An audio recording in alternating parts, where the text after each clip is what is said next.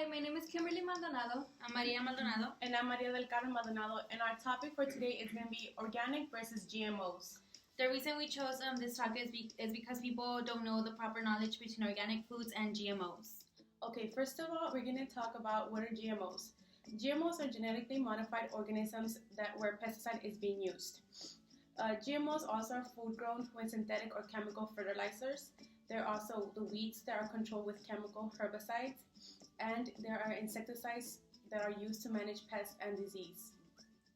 Some examples of GMO crops include corn, which is 93% of them in the US are used with GMOs, soybeans, which is 94%, and cotton, which is 96%. Okay, so I'm going to be talking about the pros and the cons. Some of the pros of GMOs are with the population growing every year and more food needed to feed people, farmers can grow more food because these plants can live stronger. They could live through a drought or cold time. They are less likely to die from diseases. So some of the cons are they do have more medical problems. GMOs can lead to cancer, which is pretty bad, and also cause new allergies and hurt the effects of antibiotics. One of the major controversies of the GMOs is the number one company named Monsanto Imagine.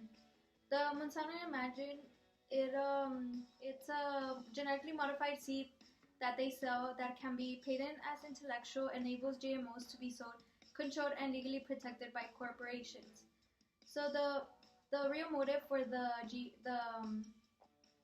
company Monsanto Imagine is to make profit.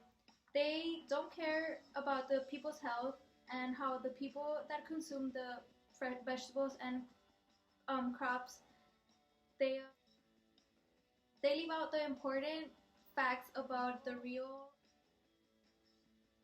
risk of the pesticide that's within the Monsanto corporation.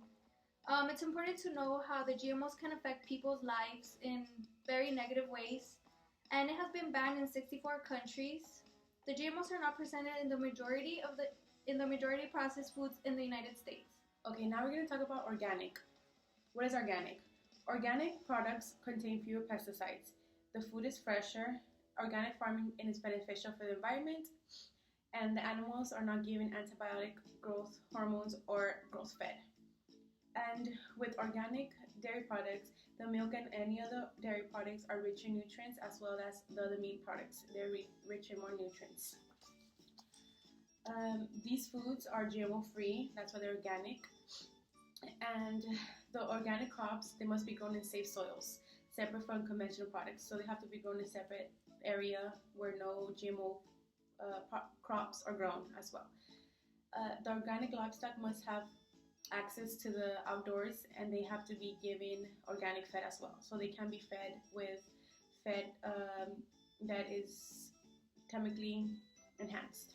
Okay, so some of the pros of organic foods are they are friendlier to the environment. Animals are fed at a natural diet. No hydrogenated fat, so that means which hydrogenated fat leads to heart disease, so it will be less risk for heart disease, and also lower levels of pesticides. Some of the cons of organic foods may go off more quickly, and also they are a little bit more expensive than non-organic foods. In conclusion, we chose this topic, GMO versus organic, because it's very important for us to have this knowledge so we can have a healthy lifestyle.